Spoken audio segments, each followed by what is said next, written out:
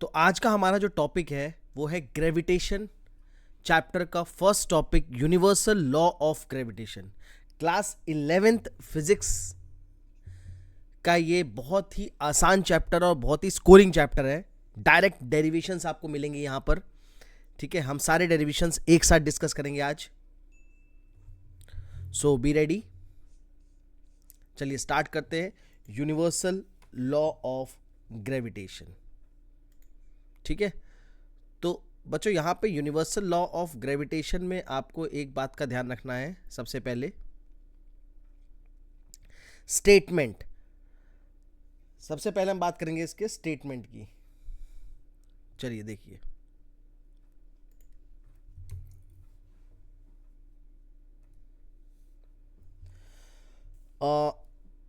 मान लेते हैं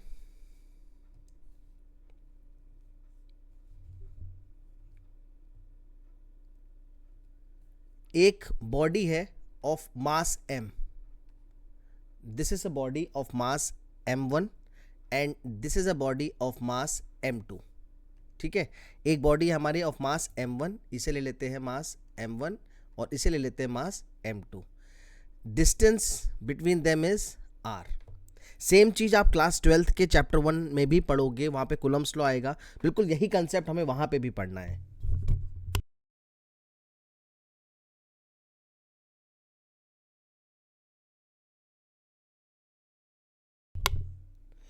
तो हम बात करेंगे m1 and m2 and this is a distance between them is r। तो जो फोर्स इस पे लग रही है यूनिवर्सल लॉ ऑफ ग्रेविटेशन के हिसाब से, यहाँ पे जो फोर्स एक्ट हो रही है that is directly proportional to the product of the mass of the body, that is m1 m2 and inversely proportional to square of distance between them. ये बहुत ही आसान सा स्टेटमेंट है, इसलिए मैं ज़्यादा डीप में नहीं जा रहा। बिल्कुल हम इसको स्टेटमेंट के हिसाब से जो स्टेटमेंट लिखते हैं मैं उसी को इक्वेशन के फॉर्म में लिख रहा हूँ। Force is directly proportional to product of mass m1 and m2 and force is inversely proportional to 1/r²।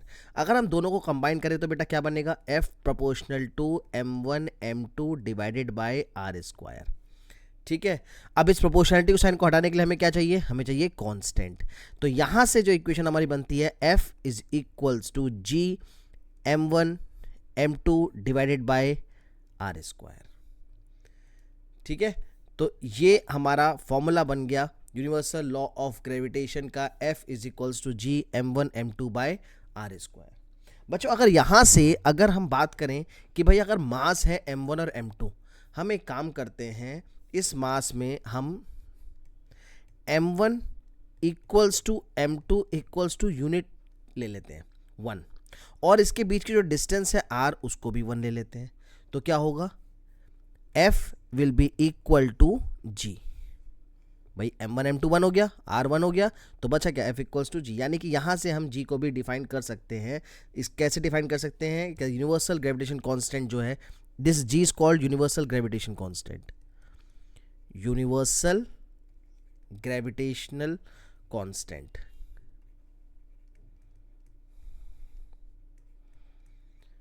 तो इस यूनिवर्सल ग्रेविटेशनल कांस्टेंट को हम कैसे डिफाइन कर सकते हैं, बेसिकली यहां से it is a force of attraction between the two bodies of unit मास। ये देखो ये बन लिया ना, unit mass and place unit distance apart. यहां से हम जी को भी डिफाइन कर सकते हैं। तो इस जगह से आप ऐसे लिख सकते हो, ऑल्सो यहां लिख सकते हो हम ऑल्सो, यहाँ से जो g वाला पार्ट है, g is equals to equation अगर यहाँ से निकालो तो f into r² upon m1 into m2 आएगा। ठीक है बच्चों, f into r² upon m1 into m2 आएगा, बिल्कुल आएगा। तो इस जगह से हम इसका डायमेंशन भी क्रिएट कर सकते हैं। डायमेंशन कैसे निकालेंगे बच्चों, देखो फोर्स का डायमेंशन, ये तो फॉर्मूला बना है ना हमारा। तो फोर्स का डायमेंशन क्या होगा, mlt-2 into R length l² divided by m1 m2 मतलब m इंटू m। तो यहाँ से जो हमारा डायमेंशन बना वो क्या बना, एक m कट जाएगा, देखो m power -1 l² into l³ and t -2। तो ये हमारा g का डायमेंशन हो गया। ऐसा यूनिट भी लिख सकते हैं यहाँ से, ऐसा यूनिट कैसे लिखेंगे बेटा? बेटा ऐसा यूनिट समझो कैसे लिखेंगे। ऐसा यूनिट के लिए हमें क्या करना पड़ेगा, देखो इसी में पुट कर दो फोर्स के ऐसा unit, newton R square metre square divided by m1 into m2 kg into kg square. तो न्यूटन मीटर स्क्वायर पर kg स्क्वायर इसकी ऐसा यूनिट हो गई। द वैल्यू ऑफ जी सबसे important 6.67 into 10⁻⁻11 newton metre square पर kg स्क्वायर, ये आपको याद रखना है, ठीक है। न्यूटन मीटर स्क्वायर पर kg स्क्वायर, ये आपको याद रखना है, ठीक है। तो ये हो गया हमारा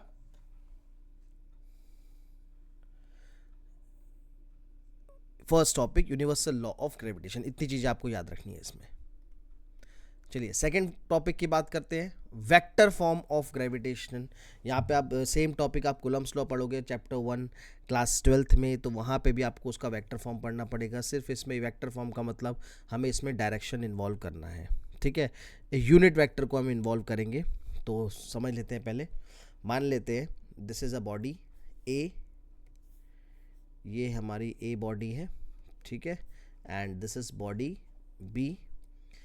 तो ए बॉडी पे मास है m1, बी बॉडी पे मास है m2। m1 से m2 की तरफ जो फोर्स लग रही है that is force on 1 due to 2 vector ले लेते हैं इसको, force on 2 due to 1 vector ले लेते हैं। अब यहाँ पे एक यूनिट वेक्टर लेना पड़ेगा हमें r12 कैप। r12 कैप क्या है? It's a unit vector from a to b, और r21 cap is a unit vector from b to a। Total distance इसके बीच की क्या थी? That is r। तो वेक्टर फॉर्म में इसको कैसे लिखेंगे बच्चों? देखो वेक्टर फॉर्म में आपको ज़्यादा घबराना नहीं है। सबसे पहले आप लिखो force on 1 due to 2 vector is equals to minus के g m1 m2 divided by r square. Normal formula रहेगा। नेगेटिव साइन हम क्यों ले रहे हैं? बिकॉज जो हमारा f12 वेक्टर होगा और r21 वेक्टर होगा, दोनों अपोजिट डायरेक्शन में होगा, इसलिए हम नेगेटिव साइन को इंक्लूड कर रहे हैं, ठीक है। तो यहाँ पे f12 वेक्टर के साथ क्या आ जाएगा? r21 cap. तो ये हो गया आपका vector form of gravitation, vector forms of law of gravitation में हमारा फर्स्ट जो हम वेक्टर फॉर्म में कैसे लिखेंगे, तो इस तरीके से लिखेंगे, ठीक है। कुछ नहीं होना, एक यूनिट वेक्टर को हमें इंक्लूड करना होता है टू शो द डायरेक्शन। दोबारा बता दूं नेगेटिव साइन हमने क्यों इंक्लूड करा है? क्योंकि जो force on 1 due to 2 vector जो f12 है और जो f21 है वो दोनों अपोजिट डायरेक्शन में लग रही है, इसलिए, ठीक है। सिमिलरली अगर आप इसमें एक और चीज़ लिखना चाहो, सिमिलरली आप अगर force on 2 due to 1 vector लिखना चाहो, मतलब इस तरफ राइट साइड बी वाली फोर्स अगर हम लिखेंगे तो कैसे लिखेंगे बेटा? Minus G m1 m2 by are square as it is रहेगा। यूनिट वेक्टर कौन सा आएगा? यूनिट वेक्टर आ जाएगा r12 कैप। बी की तरफ जो है देखो r12 कैप। अब देखो f21 और r12 ये भी दोनों अपोजिट डायरेक्शन में है, ठीक है, इसलिए नेगेटिव साइन लगाया है। अब इन दोनों की बात अगर हम दोनों को कंपेयर करें, देखो r12 और r21 तो यूनिट वेक्टर है, ठीक है, बस इनके डायरेक्शन अपोजिट है। तो यहाँ से हम इसको ऐसे भी लिख सकते हैं, देखो r21 cap is equals to minus r12 cap, ठीक है। आप देखो ना भाई, दोनों यूनिट वेक्टर दोनों बराबर है, नेगेटिव साइन आ गया अपोजिट डायरेक्शन के लिए। तो इसका मतलब r21 कैप किसके बराबर है? f12, और r12 किसके बराबर है? f21। इसका मतलब we can write f21 vector is equals to minus f12 vector. It is action and reaction pair. कुछ समझ में आया? It is action and reaction pair. ये देखो प्रूफ भी हो रहा है यहाँ पर। ये एक्शन रिएक्शन जो न्यूटन थर्ड लॉ में हम पढ़ते हैं, यहाँ पे देखो वो चीज़ प्रूफ भी हो रही है। एज f12 और f21 क्या है? दोनों ही they are directed towards the center of the two particles, so the gravitational force is a central force। ये प्रॉपर्टी में हम इसको पढ़ेंगे भी, gravitational force is a central force, ठीक है। तो ये न्यूटन थर्ड लॉ को भी ओबे कर रही है, ये भी प्रूफ कर दिया आपने, और दोनों ही सेंटर पे एक्ट होते हैं, तो they are the central force also. तो उसको हम इंपॉर्टेंट फीचर्स में इन्वॉल्व करेंगे। देखो इंपॉर्टेंट फीचर्स में इसको इन्वॉल्व करते हैं ये। तो ये इंपॉर्टेंट फीचर्स हैं ग्रेविटेशनल फोर्स के जो आपको याद रखने हैं। सबसे पहला, it is independent of intervening medium, मतलब कि उससे मीडियम से इस पर कोई फ़र्क नहीं पड़ता, मीडियम पे डिपेंड नहीं करेगा, ठीक है। Second, obeys Newton's third law of motion, ये आपने अभी अभी प्रूव करा है। देखो थर्ड लॉ को ओबे कर रहा है। Strictly hold for point mass, gravitational force या सेंट्रल फोर्स, ये भी हमने अभी अभी देखा। It is a conservative force and independent of the present of another body, मतलब अगर ये बॉडी ए है, ये बॉडी बी है, ठीक है, तो अगर हम सी बॉडी को इन्वॉल्व करते हैं तो इसके फोर्स और इसके फोर्स में इस सी बॉडी से कोई फ़र्क नहीं पड़ेगा। That is independent of present of another body. तो ये सेक्शन आपको यहाँ पे ग्रेविटेशन, यूनिवर्सल ऑफ ग्रेविटेशन में इतनी चीज़ें आपको याद रखनी है। अगले टॉपिक पे आते हैं हम, एक्सिलरेशन ड्यू टू ग्रेविटी, ठीक है। एक्सेलरेशन ड्यू टू ग्रेविटी, आप पॉज करके उसका नोट कर सकते हो जब तक, ठीक है। हम बात करेंगे एक्सेलरेशन ड्यू टू ग्रेविटी की। चलिए, एक्सेलरेशन ड्यू टू ग्रेविटी में बच्चों क्या करना है हमें। सबसे पहले तो आप ये देखो, F is equals to m into g होता है, ठीक है, and F is equals to ji m1 m2 by are square भी होता है, ठीक है। यहाँ पे आर हम रेडियस ऑफ अर्थ ले लेते हैं क्योंकि एक ऑब्जेक्ट को हम, अब सॉरी इसको मैं नेक्स्ट वाले में लेता हूँ, इसे आप ऐसे लिख लो, आर स्क्वायर भी होता है। अब हम यहाँ पर एक बॉडी ले लेते हैं earth of mass capital M और दूसरी बॉडी है ऑफ मास स्मॉल एम, ठीक है। एंड डिस्टेंस, इसको अगर हम इस ऑब्जेक्ट को अगर अर्थ के सरफेस पे रखें यहाँ पर, तो ये जो डिस्टेंस हो जाएगा that is the radius of the earth R. तो इस इक्वेशन से हम लिख सकते हैं M G equals to F की जगह वाला formula G capital M small M divided by are square. अब आप देखो स्मॉल एम कट गया, तो यहाँ से आपका जी का फॉर्मूला निकल के आता है, g is equals to G M by are square, g M by are square, ठीक है। तो इसकी वैल्यू जो होती है, देखो जी यूनिवर्सल ग्रेविटेशन कांस्टेंट की वैल्यू फिक्स है हमारे पास, मास ऑफ अर्थ फिक्स है, radius of the earth fix है, तो इसको सॉल्व करके जो वैल्यू आएगी that is 9.8 metre per second square, ठीक है। अच्छा, स्मॉल एम पे ये बॉडी डिपेंड नहीं कर रही, देखो रिलेशन में स्मॉल एम नहीं आ रहा है। स्मॉल एम अगर बॉडी पे बच्चों नहीं आ रहा है, इसका क्या मतलब है, देखो value of acceleration due to gravity, मतलब कि इस की जो वैल्यू है जी की, ठीक है, अगर वो स्मॉल एम पे डिपेंड नहीं कर रही है, that means it is independent of mass of the body, size of the body, shape of the body falling under gravity. भाई ये जो ऑब्जेक्ट है स्मॉल एम, इसका क्या मास है, क्या साइज है, ठीक है, क्या शेप है, इससे कोई फर्क नहीं पड़ता, कोई फर्क नहीं पड़ता, ठीक है, क्योंकि वो उस पर डिपेंड करती ही नहीं।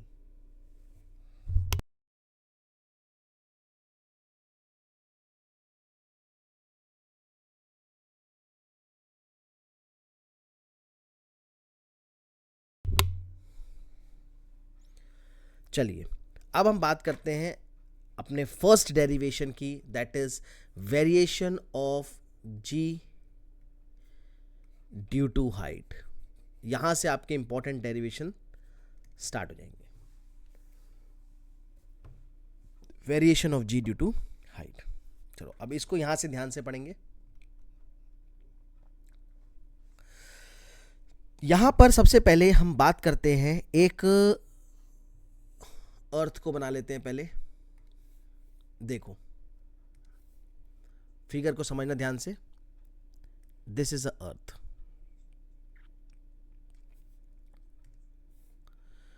ये हमने एक अर्थ को बना लिया, ठीक है। अब यहां पर इसका सेंटर ले लेते हैं O, क्लियर। चलिए, इसका अर्थ का जो मास है, let us consider the mass of the earth as capital M and this radius is R। ठीक है, ये जो रेडियस है इसको ले लेते हैं हम R, capital R। At point, इस पॉइंट पे एट पॉइंट A की बात करें, एट पॉइंट A जो हमारी G की वैल्यू होगी वो क्या होगी, Gm/r², जो अभी निकाला है ये वाली value. Let us take it as equation number 1, at point A की बात कर रहा हूं।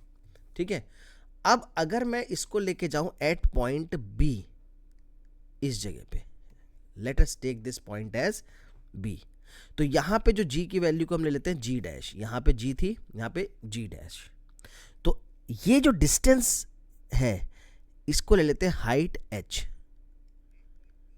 इसको ले लेते हैं हम हाइट h। तो यहां पर बच्चों मैं लिखूंगा एट पॉइंट B जो मेरा एक्सेलरेशन ड्यू टू ग्रेविटी आएगा that is G', that is equals to Gm/r+h का होल स्क्वायर। भाई डिस्टेंस मेरी बढ़ गई ना, ये टोटल डिस्टेंस क्या हो गई, अब टोटल डिस्टेंस हो गई r+h यहां तक। तो अब मेरा जो फॉर्मूले में कन्वर्जन आएगा वो r की जगह r+h का होल स्क्वायर आ जाएगा। ठीक है, r+h का होल स्क्वायर आ जाएगा। तो यहां पे आप क्या करेंगे, अब देखो बेटा, दोनों इक्वेशन को डिवाइड कर देते हैं। हमारे पास सेकंड इक्वेशन है, हमारे पास फर्स्ट इक्वेशन है, हम लिख सकते हैं यहां पे डिवाइडिंग, ठीक है, second by first we get. अब अगर हम दोनों को डिवाइड करेंगे बच्चों क्या आएगा, देखो, सेकंड बाय फर्स्ट यानी कि G' डिवाइडेड बाय G, तो ये हो जाएगा हमारा Gm/r+h का whole square whole divided by Gm/r²।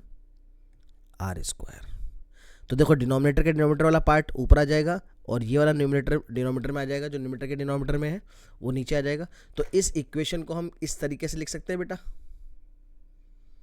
यहां से देखो मैं इसको इधर लिख रहा हूं, इस इक्वेशन को हम लिख सकते हैं G' upon G is equal to Gm/r+h का whole square into r² upon Gm। ये कट गया, क्लियर, क्या बचा, r² अपॉन r+h का होल स्क्वायर बचा। ठीक है, अच्छा यहां से एक काम करते हैं, डिनोमिनेटर से हम r² कॉमन ले लेते हैं, तो यह आ जाएगा G' upon G is equal to r² divided by, r² common ले लो, 1+h/r का होल स्क्वायर आ जाएगा। मैंने यहाँ से क्या किया, r² बाहर ले लिया, तो h/r का होल स्क्वायर कॉमन आ जाएगा। अब r² कैंसल्ड, यानी कि ये इक्वेशन क्या बन गई, 1/1+h/r का होल स्क्वायर। तो इस चीज को हम कैसे लिख सकते हैं, इसको हम ऐसे लिख सकते हैं, और G' upon G is equal to 1+h/r, अब होल स्क्वायर था ऊपर क्या हो जाएगा, पावर -2। ये अब बच्चों यहां पर हम थोड़ा सा मैथमेटिकल कंसेप्ट यूज करने वाले हैं, and that mathematical concept is using binomial expansion. यहां पे हम करेंगे यूजिंग बायनोमियल एक्सपेंशन। तो बच्चों बायनोमियल एक्सपेंशन अगर हम यहां पे यूज करेंगे तो क्या आएगा, देखो 1+x की पावर n, ये आपको याद करना पड़ेगा क्या होता है, 1+nx plus n-1 upon 2 factorial into x² plus n-1 n-2 upon 3 factorial into x³ plus so on. कहाँ तक, सो ऑन कहाँ तक, प्लस कहाँ तक बच्चों, ये आता है plus n n-1 n-2 n-r+1 divided by r factorial into x की पावर r प्लस इन्फिनिटी। तो इसको मैं थोड़ा सा सिंपल कर देता हूँ आपके लिए, क्योंकि इतना कॉम्प्लिकेटेड एक्सप्रेशन यहाँ पर हमें ऐसे डायरेक्टली यूज़ नहीं करना है। तो इसको मैं थोड़ा सिंपल फॉर्म में जो आप याद कर सकते हो वो क्या होगा, देखो। इसको हम लिख सकते हैं, दूसरा जो एक्सप्रेशन है हमारा x प्लस वाई की power n is equal to x, इसको हम लिख सकते हैं 1 प्लस वाई बाई एक्स की पावर n। ठीक है, अब देखो हमारा एक्सप्रेशन कुछ इसी तरीके का है, 1 प्लस एच बाई आर की पावर -2, तो 1 प्लस वाई बाई एक्स की पावर n। अब देखो हमने जो दिया है वो y जो मैंने कन्वर्ट कर रहा हूँ यहाँ पे, y क्या है h और x क्या है r। सीखने के लिए, यहाँ पर सीखने के लिए आप इस एक्सप्रेशन को कैसे यूज करोगे वो देखो। 1 प्लस वाई अपॉन एक्स की पावर n है, x की पावर n ऐसी रहने देते हैं ब्रैकेट, ठीक है, x की पावर n ऐसी रहने देते हैं ब्रैकेट। चलिए काम करते हैं, यहां पर 1 plus n Y by X plus n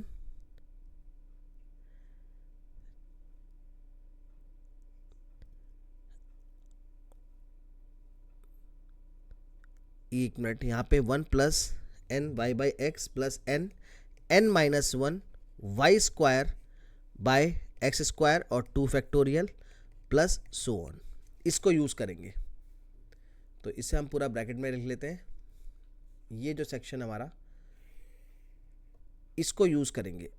अब देखो, अब इस एक्सपेंशन को अगर हम यूज़ करेंगे तो क्या आएगा, देखो हमारा आ जाएगा g dash upon g is equals to 1। अब देखो n क्या है हमारा -2, तो 1 minus 2h by r plus 2 minus 1 upon 2 factorial h square by are square plus dot dot. हम आगे इसमें नहीं लिखेंगे क्योंकि यहाँ पे जो हमारा h है वो बहुत छोटा है r के कंपैरेटिव। ठीक है, यही इसका फ़ायदा है कि h बहुत छोटा है r के कंपैरेटिव।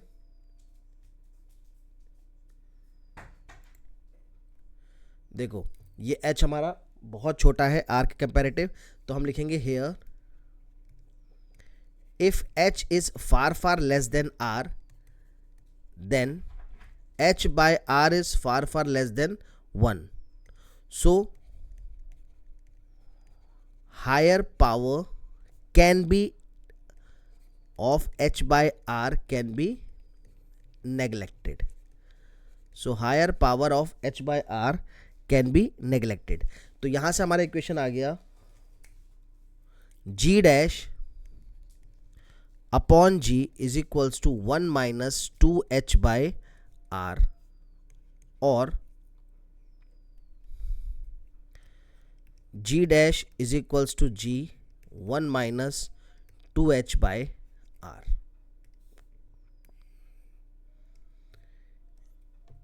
ठीक है, तो यहां से हमें पता लग गया। देखो अगर इस इक्वेशन को आप देखो, g dash equals to g 1 minus 2h by r, मतलब कि g हाइट के साथ डिक्रीज करेगा। इसका मतलब वैल्यू ऑफ g जो है वो इसी जैसे वैल्यू ऑफ g जो माउंटेन्स पे होती है वो कम होती है एज कंपेयर टू प्लेन्स। तो यहाँ पे आप लिख भी सकते हो, सो g डिक्रीजेस विद हाइट।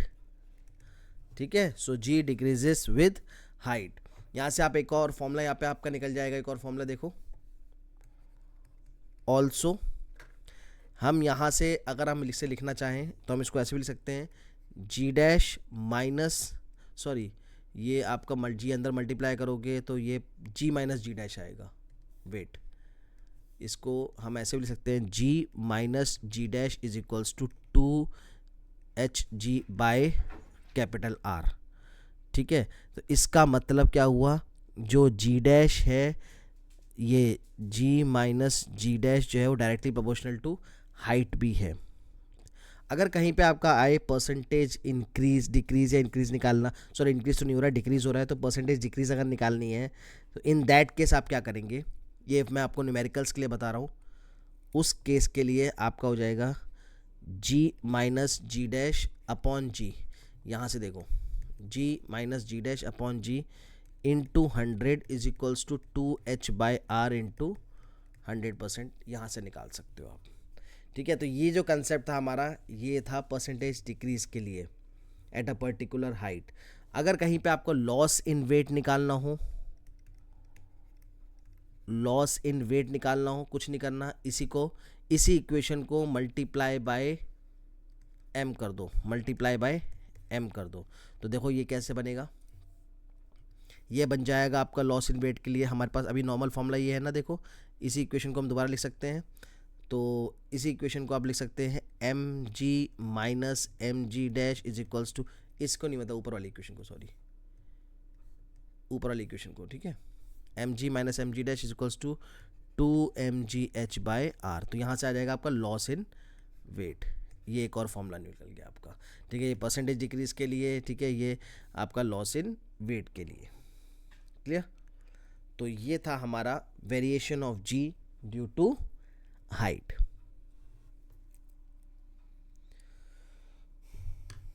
अब हम अगला टॉपिक पढ़ेंगे, variation of G due to depth.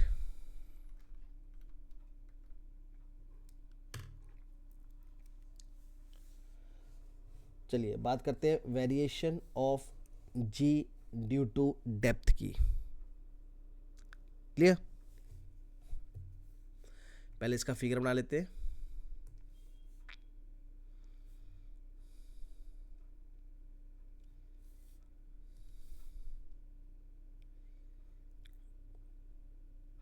ये हमारा अर्थ हो गया एक, और उसके अंदर ये एक पॉइंट ले लेते हैं हम जहाँ पे हमें जी निकालना है एट अ पर्टिकुलर डेप्थ। ये डेप्थ हो गई, ठीक है, इस पॉइंट पे निकालना है, ये रेडियस ओ, इसको लेते हैं B, this is the total radius R of the earth. तो हमारे पास फॉर्मूला है g is equals to ji M by R square at the surface of the earth. हमारे पास फॉर्मूला है at the surface of the earth. ठीक है, now we are assuming here the earth to be a homogeneous sphere जिसकी average density हो गई रो। Total mass को हम ले लेते हैं m, ठीक है, average density rho, total mass m। तो बेटा मास होता है वॉल्यूम इनटू डेंसिटी। देखो हमारे पास मास का फॉर्मूला होता है वॉल्यूम इनटू डेंसिटी। मास का फॉर्मूला क्या होता है बेटा? Volume into density. तो वॉल्यूम ऑफ स्फीयर होता है 4/3 pi r cube, 4/3 pi r cube. Density हो गई रो, मास हो गया कैपिटल एम। तो हम इस फॉर्मूले में एम की वैल्यू पुट करेंगे अब। सो जी कितना निकल के आएगा बेटा? देखो 4/3, अच्छा कैपिटल जी इंटू करेंगे ना, तो इस फॉर्मूले में अगर रखते हैं अपने इस मेन फॉर्मूले में, अगर इसको पुट करते हैं तो देखो क्या आएगा, g is equals to g into mass की जगह 4/3 pi r cube rho whole divided by are square. तो आर स्क्वायर क्यूब से कट जाएगा तो हमारा बचेगा क्या, g is equals to 4/3 pi ji r rho. This is the first equation. ठीक है, अच्छा मान लेते हैं दिस इस पॉइंट पे जो हमारा gravitation acceleration to gravity that is g d. ठीक है, जी डी ले लेते हैं at point b, acceleration to gravity at point b. तो gravitational force of attraction on a body inside the spherical shell is always 0। ठीक है, तो इसको हम लिख लेते हैं इक्वेशन को, m dash is equals to 4/3 pi उस एट पॉइंट बी, देखो r माइनस डी का क्यूब इंटू रो हो जाएगा, r माइनस अब यहाँ पे इस पॉइंट बी की बात करो, देखो बी पॉइंट पे ये जो डिस्टेंस आपकी बची वो क्या बची टोटल, आर माइनस डी, वही ऊपर से डेप्थ नीचे आ गया, टोटल रेडियस था आर, तो अब हो जाएगा mass volume into density R minus D का क्यूब। ठीक है, तो यहाँ से जी डी निकाल लेते हैं, जी डी कितना हो जाएगा, g m dash divided by r minus D का स्क्वायर, तो ये हो जाएगा हमारा capital g upon r minus D का whole square into m dash की जगह 4/3 पाई आर माइनस डी का होल क्यूब इंटू रो, तो क्यूब स्क्वायर से कट जाएगा, तो ये इक्वेशन हमारी क्या आ जाएगी, देखो ये इक्वेशन हमारी आ जाएगी यहाँ से G D is equals to 4/3 pi ji are minus D into rho, let it be equation number 2। अब देखो इक्वेशन नंबर 1 आ गई, इक्वेशन नंबर 2 आ गई, सिंपल कुछ नहीं करना, 2 को 1 से डिवाइड कर दो, डिवाइड इक्वेशन 2/1, तो जी डी बाय जी आ जाएगा, देखो तो यहाँ से हमारा इक्वेशन बनेगा, देखो so g d divided by g is equals to, अब देखो जी डी क्या है 4/3 pi ji are minus d rho whole divided by g कितना बच्चों 4/3 पाई जी आर रो, सब कटने के बाद देखो 4/3 cancelled, pi pi cancelled, G G cancelled, rho rho cancelled, बचा क्या R minus D upon R. ठीक है, इसको हम लिख सकते हैं और G D upon G is equal to R minus D upon R है ना बेटा, एक काम करो आर ऊपर से कॉमन लो, नीचे से कट जाएगा। ठीक है, तो ये क्या बचेगा, अगर आर हम कॉमन ले लें, कॉमन लेके नीचे से कैंसिल हो जाएगा, तो क्या बचेगा 1 माइनस डी बाई आर, और you can write G D is equals to G 1 minus D by are. तो ये बेटा हो गया आपका डेप्थ का formula, G D is equals to G 1 minus D by R. यहां से भी पता लग गया आपको बेटा कि जो जी है वो डेप्थ में भी डिक्रीज करेगी, डेप्थ में भी जी डिक्रीज करेगी, अगर हम डेप्थ को इंक्रीज करेंगे तो हमारा acceleration due to gravity decrease करेगा। तो चाहे हाइट हो चाहे डेप्थ हो, आपने दोनों डेरिवेशन के बेसिस पे देखा कि दोनों ही केस में डिक्रीज कर रहा है। इसी वजह से देखो जो माइंस वगैरह में होते हैं अर्थ के सरफेस से, उसके जी की वैल्यू कम आती है माइंस में। अच्छा, यहीं पे अगर मैं आपको एक क्वेश्चन दूं, जैसे अगर हमें सेंटर ऑफ द अर्थ पे वेट निकालना है, तो ऐसे वेट हम सेंटर ऑफ द अर्थ पे कितना आएगा, देखो नोट डाल के लिख लो इसको भी, weight at centre of earth, centre of earth पे बेटा वेट कितना आएगा, देखो जी D is equals to G bracket 1 minus D by R हमारा फॉर्मूला है। अगर डेप्थ को हम रेडियस के बराबर कर दें तो इस फॉर्मूले में लिखेंगे g bracket 1 minus r by are, तो r by r 1 1 minus 1 0, that is equals to 0। इसका मतलब अगर जी डी इक्वल्स टू 0 है, सो जो वेट आएगा W is equals to M into G D, तो मास जो भी होगा जी डी 0 हो गया, तो वेट हमारा क्या आ जाएगा 0 at the centre of earth. तो ये टॉपिक था हमारा acceleration variation due to depth, इसे आप नोट कर लो। फिर अगला टॉपिक स्टार्ट करेंगे हम ग्रेविटेशनल पोटेंशियल एनर्जी।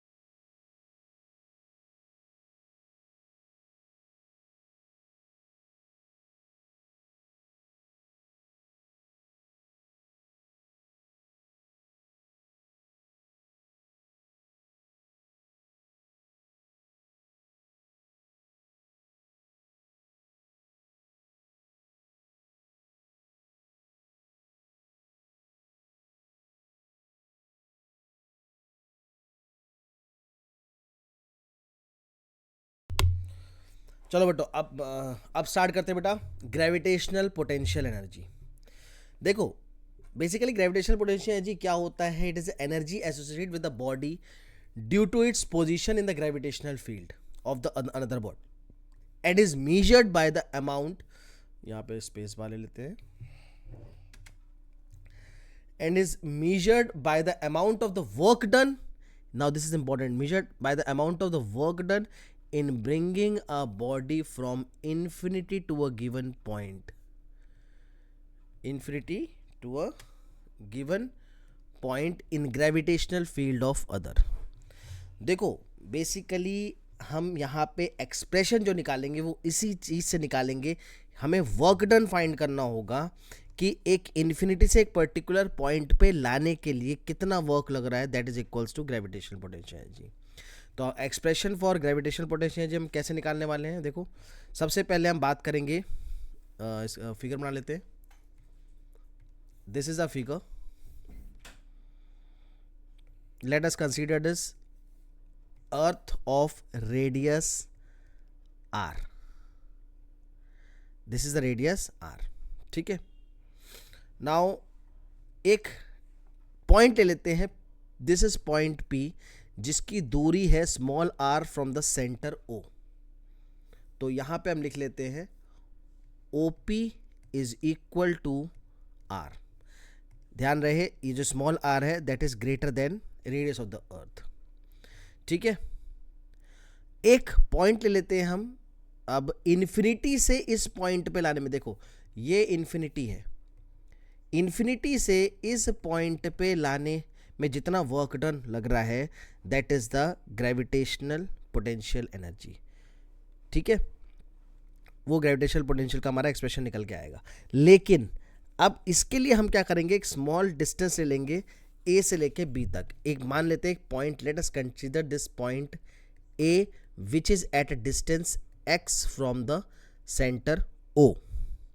तो हम यहां पे लिख लेते हैं o a is equals to x, ठीक है।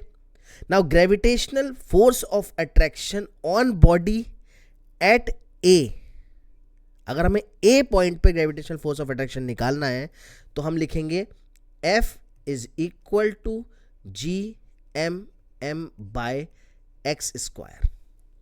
अब बच्चों यहां पर जो फोर्स हम निकाल रहे हैं F is equals to G M M by x square, जो हमने फोर्स निकाला है ये इसलिए निकाला है क्योंकि वर्क डन बेटा W होता है F इंटू एक्स और F इंटू डी एक्स, ठीक है। Small work done F into d x या F into S distance.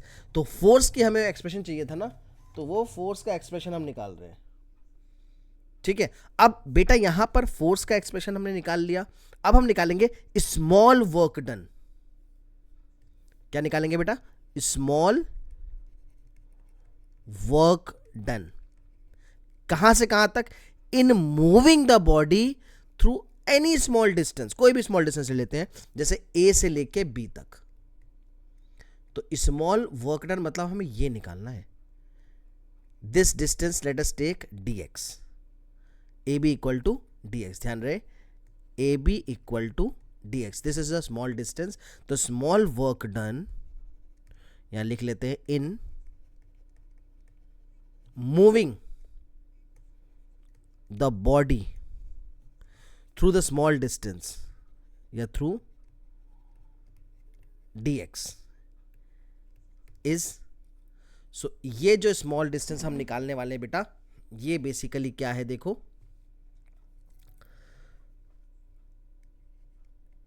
dw is equals to F into d x. Force कितना निकाला बेटा हमने? G M m by x square, तो G capital M small M divided by x square into d x. Now we will find total work done.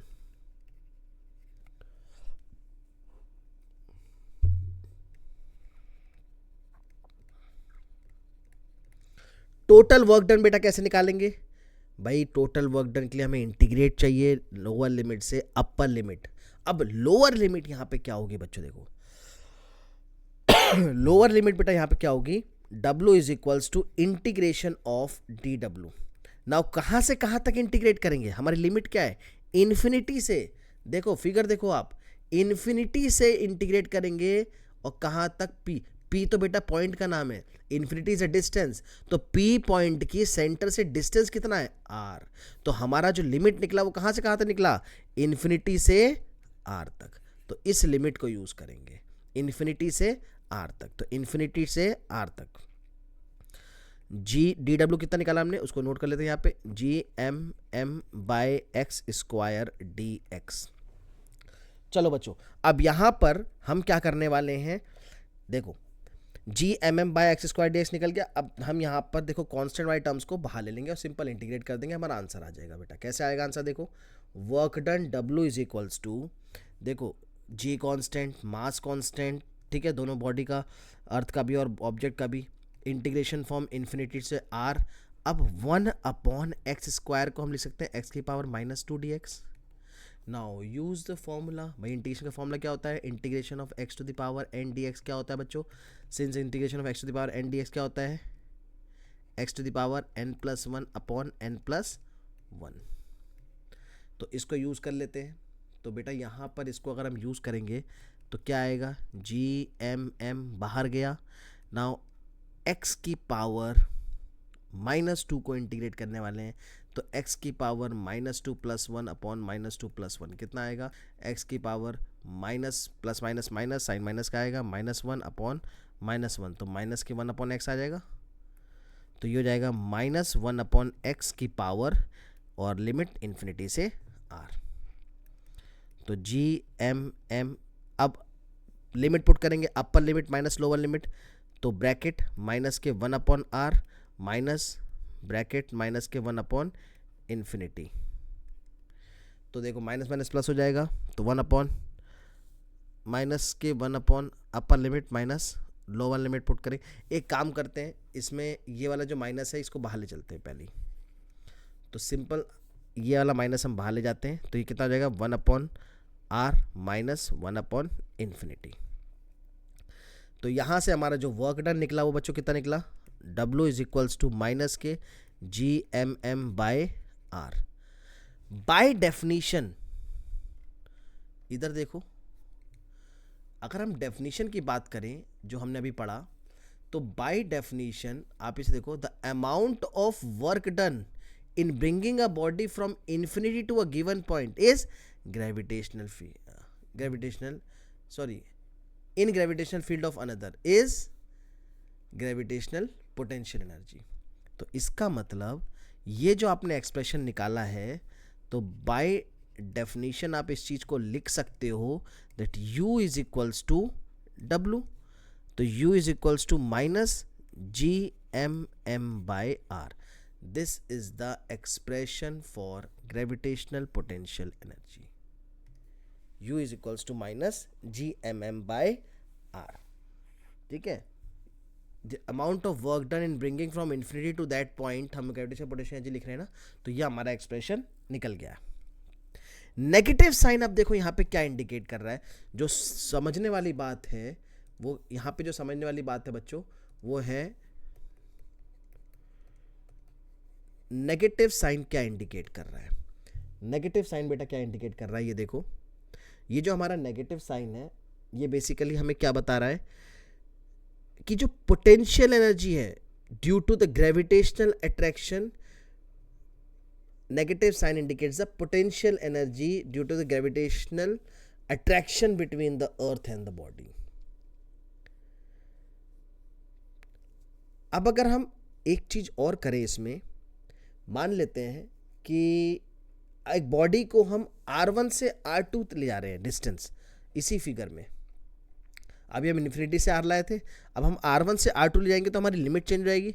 तो उस case में potential energy कैसे निकलेगा, देखो उस केस में पोटेंशियल एनर्जी कैसे निकलेगा, देखो R1 से R2 के केस में पोटेंशियल एनर्जी कैसे निकलेगा, तो U is equals to infinity integration from R1 to R2 G M M by x square D X आएगा। तो इसको जब इंटीग्रेट करोगे तो u is equals to minus के जी एम एम बाहर आ जाएगा, 1/r1 माइनस 1/r2 आ जाएगा। ठीक है, अब ऐसे केस में आपको देखना है R1 और R2 को। ठीक है, जैसे फॉर एग्जांपल इफ R1 को हम बड़ा ले लेते हैं R2 से, देन U जो आएगा वो नेगेटिव आएगा. So when body is brought closer to the earth, its gravitational potential energy will decrease. ठीक है, उस केस में अगर हम R1 से R2 तरफ लाएंगे, ठीक है, तो उस केस में अगर बॉडी हम पास ला रहे हैं अर्थ के, तो ग्रेविटेशनल पोटेंशियल एनर्जी डिक्रीज करेगा. चलिए अब इसमें सिंपल ग्रेविटेशनल पोटेंशियल को अगर हम डिफाइन करेंगे तो वो क्या होगा. अगर हम सिंपल ग्रेविटेशनल पोटेंशियल को डिफाइन करेंगे तो V is equals to simple होता है W work done per unit mass, W upon M, amount of work done in bringing a body of unit mass from infinity to that point. ठीक है, अच्छा ऐसा unit और dimension आप निकाल लोगे इसका. ऐसा यूनिट कैसे निकालेंगे, यहाँ से देखो, ऐसा यूनिट कैसे निकल जाएगा वर्क डन का, जूल मास पर केजी, तो जूल पर केजी आ गया. डायमेंशन भी आप यहाँ से निकाल सकते हो सिंपल इसी फॉर्मूले से. नेक्स्ट टॉपिक हमारा आता है बेटा escape velocity and orbital velocity. तो पहले हम बात करेंगे एस्केप वेलोसिटी की. लास्ट के 2 डेरिवेशन और रह गए. इसके मेजर डेरिवेशन है एस्केप एंड ऑर्बिटल वेलोसिटी. तो पहले बात करते हैं एस्केप वेलोसिटी की. होता क्या है बच्चों ये escape velocity? It is a minimum velocity with which a body must be projected vertically upward in order that it may just escape the gravitational field of earth. ठीक है, नाउ इसका expression भी इंपॉर्टेंट है. ठीक है, तो minimum velocity, हम escape velocity का जो एक्सप्रेशन निकालेंगे उसमें हम देखेंगे कि हमारे अर्थ की मिनिमम वेलोसिटी, एस्केप वेलोसिटी कितनी है और किन किन चीज़ों पे वो डिपेंड करती है. ठीक है, और उसे निकालना कैसे है. जैसे भाई हमें इतना पता है नॉर्मली कि मास पे तो डिपेंड करेगी, रेडियस पे भी डिपेंड करेगी. वही चीज़ हम देखेंगे एक्सप्रेशन में कि कैसे डिपेंड करेगी वो चीज़. ठीक है, तो चलिए बात करते हैं. सबसे पहले हम फिर से एक फिगर बना लेते हैं. ये हो गया हमारा फिगर.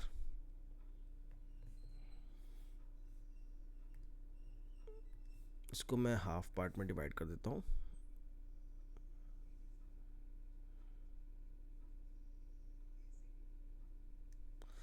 चलिए फिगर की बात कर रहे थे हम. ये हो गया हमारा फिगर. ये let us take this earth.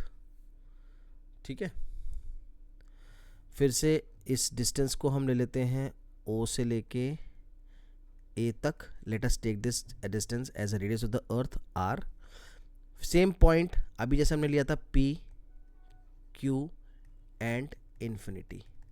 ठीक है, तो ये जो डिस्टेंस है बिल्कुल सेम अभी जैसे करते हैं वैसे ही करेंगे. हम dx ले लेते हैं और इस P पॉइंट की डिस्टेंस हम ले लेते हैं x from the centre of the earth.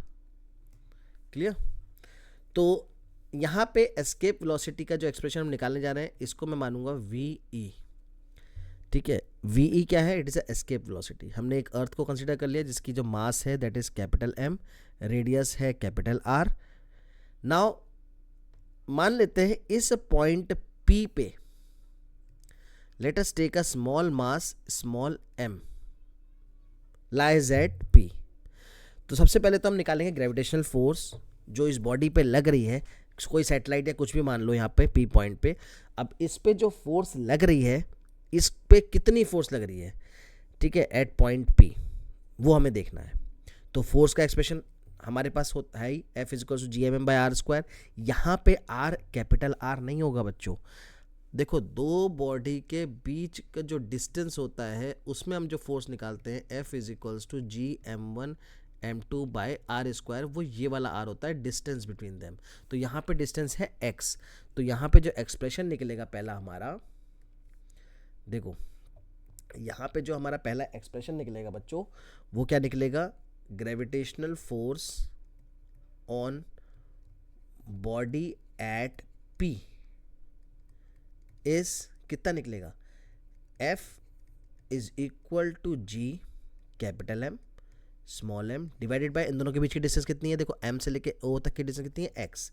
तो x². ठीक है। अब हम निकालेंगे small work done in moving this body from P to Q. Total work done बाद में निकालेंगे, पहले स्मॉल वर्क डन निकाल लेते हैं। तो यहां पे लिख लेते हैं बेटा small work done in moving body from P to Q. ठीक है, तो स्मॉल वर्क डन कैसे निकालेंगे बच्चों? D W is equals to F D X. बच्चों अभी हमने एफ निकाला था, G M M by x square D X. Total work done निकाल लेते हैं। अब टोटल वर्क डन निकालने के लिए हमें क्या चाहिए? लिमिट चाहिए। अब लिमिट ही तो देखनी थी भाई। हमने इस बॉडी को यहाँ से सरफेस ऑफ द अर्थ से स्टार्ट करा, मान लेते ये बॉडी है, इसको जिसकी स्मॉल बॉडी ऑफ मास है, सरफेस ऑफ द अर्थ से स्टार्ट करा, मतलब हमारा लोअर लिमिट हो गया आर। कहाँ तक ले गए? इन्फिनिटी। तो अपर लिमिट हो गया इन्फिनिटी। तो टोटल वर्क डन कैसे निकालेंगे बच्चों? यहां देखो,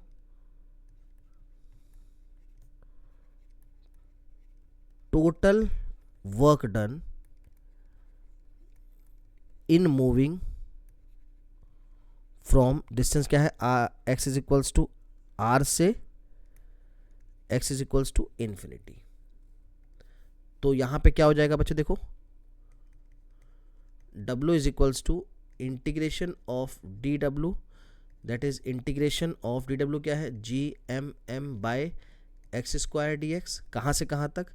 आर से इन्फिनिटी तक। ठीक है, तो ये हो जाएगा W is equals to G M M. अब देखो हम ऊपर जा रहे हैं, ठीक है, नेगेटिव साइन यहाँ पे नहीं लेना है, पहले इंटीग्रेशन करेंगे जी एम एम। अब 1/x स्क्वायर, फिर वही हो जाएगा x की पावर -2। देखो ये हो जाएगा इंटीग्रेशन ऑफ x की पावर -2। ठीक है, वही आ जाएगा -1/x। तो ये कितना आएगा? देखो -1/x। लिमिट कहाँ से कहाँ तक आ गई? r से इन्फिनिटी तक। इसमें बच्चों हम अगर लिमिट पुट करेंगे तो ये हो जाएगा जी एम एम। ठीक है, और इसको मैं इधर लिख लेता हूँ, ये आ जाएगा हमारा G capital M small m. अब लिमिट पुट करेंगे, lower limit upper limit minus lower limit -1/इन्फिनिटी माइनस प्लस 1/r। तो देखो क्या आ गया? ये G M m divided by r, that is the work done. So this work done जो हमने निकाला, ये basically that will be equal to, देखो वर्क एनर्जी थ्योरम में ही पढ़ा है हमने, kinetic energy imparted to the body. तो यहां पे लिख लो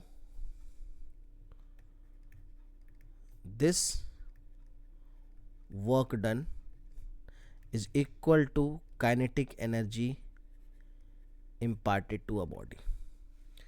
अब यहाँ पर ये जो वर्क डन है that is equals to kinetic energy के बराबर होगा। तो हम काइनेटिक एनर्जी का एक्सप्रेशन को हम देखो एयर रेजिस्टेंस को यहाँ पे नेगलेक्ट कर रहे हैं। काइनेटिक एनर्जी का एक्सप्रेशन होता है ½ mv²। तो यहाँ से हम निकालेंगे, ये अलग है, ठीक है, इससे हम बात नहीं कर रहे हैं। यहाँ के बाद हम इधर आएंगे। So kinetic energy is equals to ½ mve का square, that escape velocity, that is equals to G M M by R बच्चों। तो देखो यहाँ से बच्चों हम निकाल लेंगे v एस्केप वेलोसिटी का square is equals to small M cut गया 2gm बाय आर, और एस्केप वेलोसिटी का एक्सप्रेशन आ गया हमारा √2gm डिवाइडेड बाय आर। ये आ गया इसका पहला फॉर्मूला। ये बच्चों आ गया इसका पहला फॉर्मूला।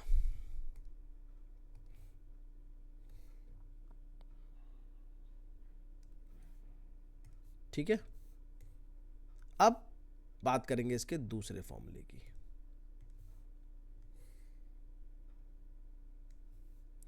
तो बच्चों दूसरा फॉर्मूला इसका कैसे निकलेगा? देखो इसको तो आप मान लो फर्स्ट इक्वेशन।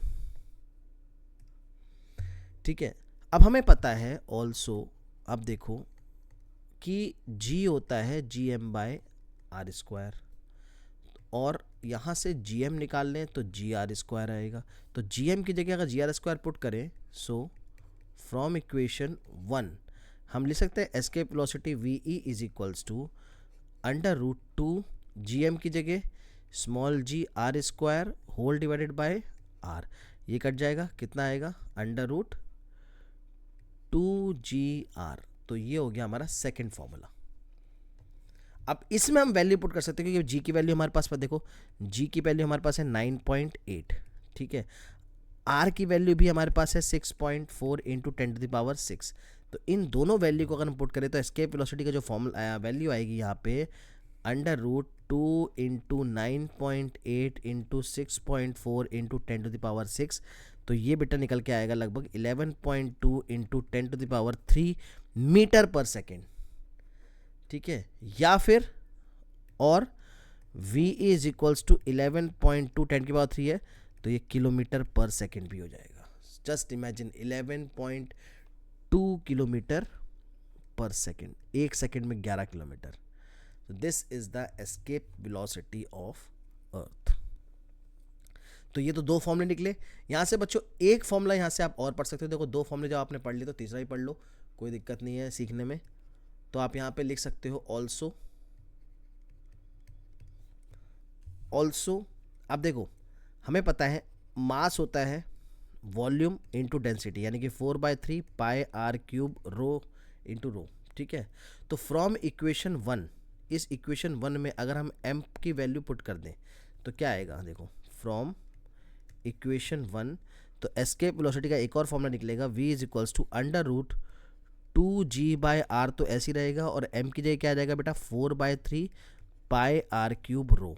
तो देखो एक r से क्यूब से स्क्वायर बन जाएगा, ठीक है, और 4 2 जा 8, तो एस्केप वेलोसिटी का एक और फॉर्मूला निकल के आएगा यहाँ से 4 2 जा 8/3 pi G rho into r square. This is equation number 3, ठीक है। न्यूमेरिकल्स में अलग अलग जगह चीज़ें यूज़ होती हैं तो मैंने आपको अलग अलग एक्सप्रेशन बता दिया, ठीक है। अब मेन बात करते हैं कि किन किन चीज़ों पे डिपेंड करता है। देखो एस्केप वेलोसिटी किन किन चीज़ों पे डिपेंड कर रही है, तो क्लियरली हमें यहाँ पे एक्सप्रेशन से पता लग रहा है कि एस्केप वेलोसिटी बेसिकली मास और रेडियस पे डिपेंड कर रही है, and that is the reason कि इसकी वैल्यू जो होती है वो डिफरेंट होती है on different planets, because every planet has different mass and different radius,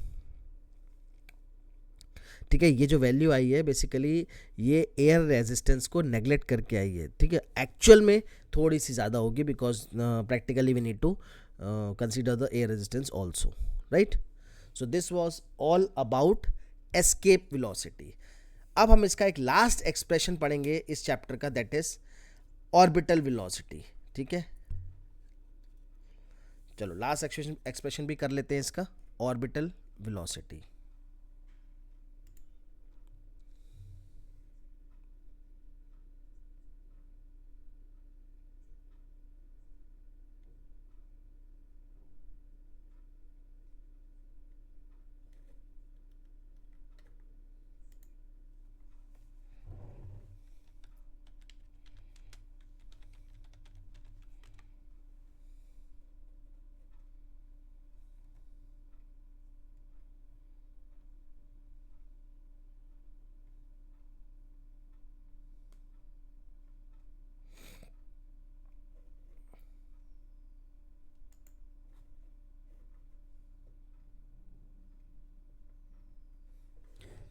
चलो बेटा बात करते हैं लास्ट एक्सप्रेशन की, ऑर्बिटल वेलोसिटी। 2 मिनट इसको स्टार्ट करते हैं, तब तक आप हेडिंग लिखो।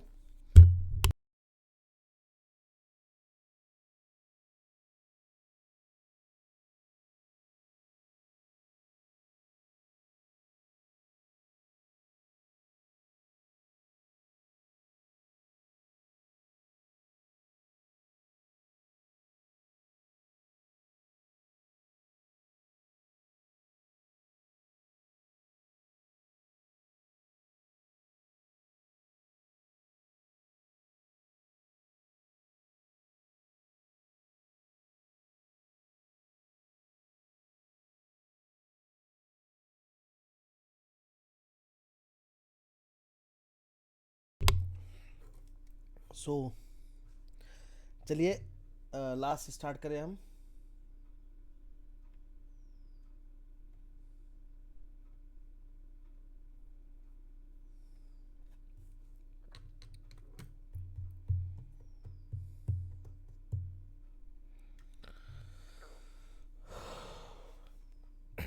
Orbital velocity. Now this is important. If it is the velocity required to put the satellite into its orbit around the earth, हर एक सैटेलाइट को हम एक पर्टिकुलर वेलोसिटी प्रोवाइड कराते हैं उस कि वो अपने उस वेलोसिटी से अपने पर्टिकुलर ऑर्बिट में रिवॉल्व करती रहे अराउंड द अर्थ।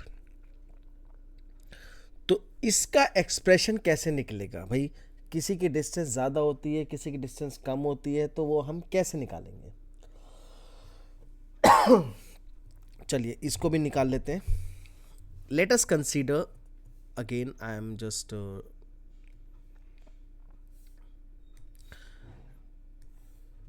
फिगर बना लेते हैं पहले। मान लेते हैं this is the radius of the अर्थ और इसके आउटर साइड में ये एक ऑर्बिट है जिस पे हमारे इस सैटेलाइट को रिवॉल्व करना है। ठीक है, ये हमारा इसको इस सैटेलाइट को लेते हैं। Let us consider this of mass m। इसकी जो वेलोसिटी होगी, let us take orbital velocity v0। Now this is the radius r from the center of the earth o। let us consider this as a height h। तो ये जो total distance हो जाएगी बेटा, ये जो टोटल डिस्टेंस हो जाएगी that will B r plus h। ठीक है, v नॉट को हम लेते हैं orbital velocity. Now small m जो मैंने लिखा है that is a mass of satellite. ठीक है, इसको हम ले लेते हैं mass of satellite. And h जो है वो हाइट है अबव द अर्थ। सैटेलाइट की हाइट कितनी ऊंची है अबव द अर्थ? तो सबसे पहले हम बात करते हैं ग्रेविटेशनल फोर्स की जो इस पे लगेगी। सो ग्रेविटेशनल फोर्स जो सैटेलाइट पे लग रही है, पहले उसकी बात कर लेते हैं। F is equals to G capital M small m divided by distance. देखो कितना है, r प्लस एच, तो हो जाएगा r प्लस एच का होल स्क्वायर। कितना हो जाएगा बच्चों? r प्लस एच का होल स्क्वायर। तो अब यहां पर बेटा हमें बात करना है, यहां पर हमें क्या चीज बात करनी है बेटा? देखो इस जगह पे हम क्या बात करेंगे कि अब फोर्स तो निकाल लिया, लेकिन इस सैटेलाइट को ऑर्बिट में रखने के लिए what is a important part which is required, that is centripetal force mv square by r। आपने पढ़ा होगा fc is equals to mv square by r होता है। तो वो चीज़ हम यहाँ पे यूज़ करने वाले हैं। ठीक है, the centripetal force which is required to keep the satellite in the orbit is given by centripetal force is required. तो उसका एक्सप्रेशन क्या आएगा? देखो बेटा, F is equals to m v की जगह v नॉट का square divided by r plus h। ठीक है, नॉर्मल फॉर्मूला क्या होता है? mv square by r। तो उससे ही हमने ये फॉर्मूला लिखा है, v की जगह v naught that is orbital velocity और r की जगह distance r plus h। This centripetal force जो ये प्रोवाइड है, this is just provided by gravitational pull of earth. यानी कि दोनों इक्वल होगी तो हमें इक्वेट करना पड़ेगा। तो हम लिख सकते हैं यहाँ पे बेटा, so this centripetal force is equal to gravitational force because it has been provided by the gravitational force of the earth. So we can write m v naught का square divided by r plus h is equal to g m m divided by R plus H का whole square. तो यहाँ से बच्चों हम लिख सकते हैं वी नॉट का square is equals to ji M, देखो स्मॉल एम कट गया, ठीक है, ख़त्म। अब आर प्लस एच यहाँ पे स्क्वायर है, ये भी कट गया, तो वी नॉट का स्क्वायर क्या बचा, G M divided by are plus h. So और we can write down v naught is equals to under root G M by are plus h. ये हो गया हमारा सिंपल ऑर्बिटल वेलोसिटी का expression. Clear? ये तो पहला एक्सप्रेशन निकला है। हम यहाँ पे और भी चीज़ें निकाल सकते हैं, जैसे we can write down also, अभी हमने पढ़ा था g are square is equals to ji M होता है, ठीक है, g equals to G M by are square होता है, वहाँ से जी एम की वैल्यू निकाल सकते हैं, तो जी एम की वैल्यू यहाँ पे रिप्लेस कर दो, तो यहाँ पे एक्सप्रेशन एक और आ जाएगा, orbital velocity is equals to under root G are square upon R plus H. तो यहाँ से आप आर कॉमन ले लो, आर स्क्वायर बाहर आ जाएगा, तो हम लिख सकते हैं V naught is equals to V naught is equals to R bracket G by are plus H. तो ये आ गया हमारा इसका दूसरा एक्सप्रेशन। ठीक है बच्चों, अब यहां से अगर h को हम अप्रॉक्सीमेटली 0 मान लें, 0 का मतलब ये नहीं कि सरफेस पे हो, मतलब बहुत ही कम डिस्टेंस मान लें, तो एक एक्सप्रेशन निकलेगा V naught is equals to under root G R, तो under root G 9.8 into again 6.4 into 10⁻6, तो ऑर्बिटल वेलोसिटी का जो एक्सप्रेशन आएगा हमारा that is approximately 7.92 into 10⁻3 metre per second, यानी कि very close to the earth. V naught की value निकल रही है 7.92 किलोमीटर पर सेकेंड। दूसरी चीज़ हमें यहाँ पे ध्यान रखनी है कि जो ऑर्बिटल वेलोसिटी है वो मास ऑफ सैटेलाइट पे डिपेंड नहीं कर रही। देखो एम हमारे यहाँ पे पहली कट गया, देखो यहाँ पर एम वैल्यू पहली कट गया। सो यहाँ पे जो नोट करने वाली बात है बेटा वो ये है कि orbital velocity is independent of mass of satellite, mass of satellite पे डिपेंड नहीं करती है, ठीक है।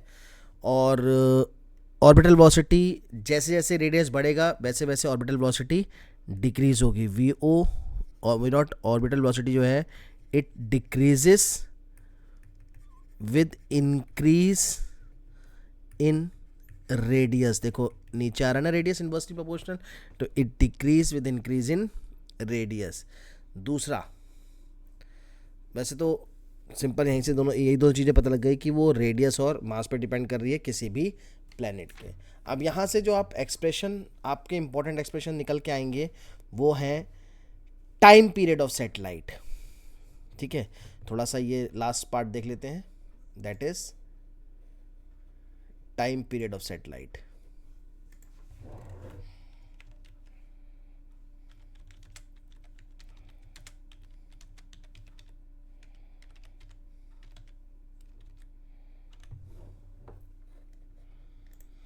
तो यहाँ पर हमें टाइम पीरियड ऑफ सैटेलाइट निकालना है। तो टाइम पीरियड बेसिकली होता क्या है, it is a time taken to complete one revolution, ठीक है। तो एक रिवॉल्यूशन कितना टाइम लगता है, that is a time period. So हम यहाँ पर बात करते हैं, टाइम पीरियड का फॉर्मूला होता है 2 पाई, यहाँ पे डिस्टेंस क्या है r plus h divided by v orbital velocity. तो यहाँ से हम लिख सकते हैं 2 pi r plus H upon orbital velocity का फॉर्मूला हमने अभी भी निकाला था under root G M by are plus H. तो यहाँ से हम टाइम पीरियड को लिख सकते हैं t is equals to 2 pi bracket r plus H का whole cube divided by G M. यह आ गया हमारा फर्स्ट एक्सप्रेशन। एक और इसको भी आप ब्रैकेट में रख लो and let it mark at equation number 1, ठीक है भाई। यहाँ से आप इसको क्यूब रूट से स्क्वायर का एक बाहर चला जाएगा तो एक आर प्लस एच अंदर बचेगा, एक आर प्लस एच बाहर आ जाएगा, तो मैंने उसको इस तरीके से लिख दिया, ठीक है। दूसरा, हमें ये भी पता है सिंस जी एम किसके बराबर है, जी आर स्क्वायर के बराबर होता है, तो यही टाइम पीरियड हमारा फिर से क्या लिख सकते हैं हम, 2 pi under root are plus H का whole cube divided by G are square. इसे ब्रैकेट में रख लो, as mark it as equation number 2। ठीक है, अपना अपना according to the things which is given in the question आपको अलग अलग इक्वेशन ये यूज़ करनी है। ठीक है, चलिए इसमें थोड़ा सा चीज़ें और जोड़ लेते हैं।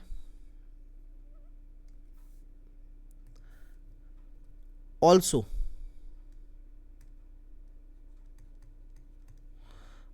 मास होता है वॉल्यूम इंटू डेंसिटी, यानी कि 4/3 पाई आर क्यूब रो।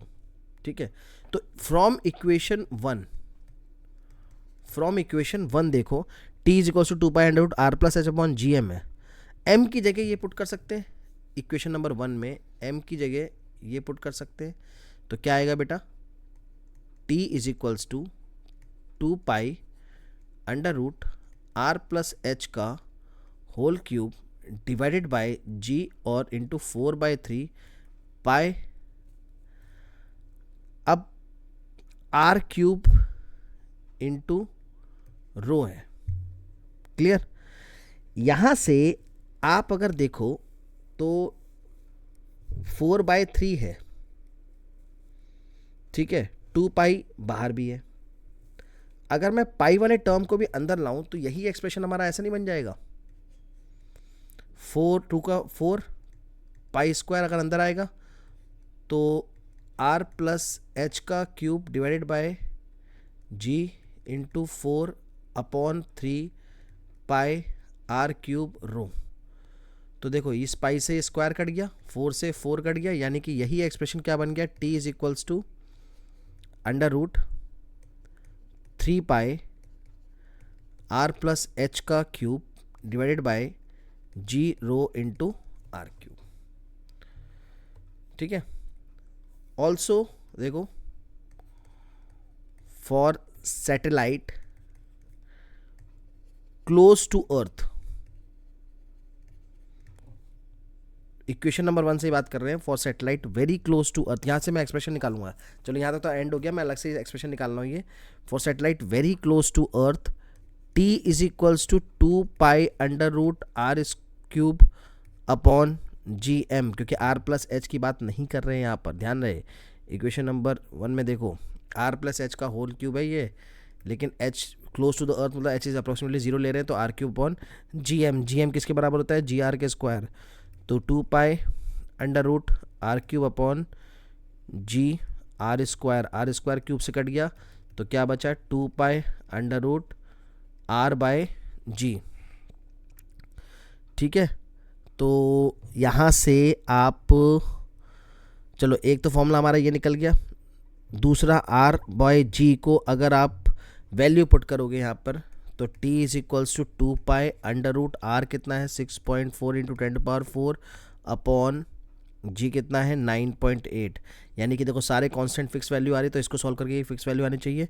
तो ये आएगा 5078 second, that is equals to 84.6 minute for a very close to earth. This is the time period. So this was all about the different derivations of gravitation chapter. Thank you.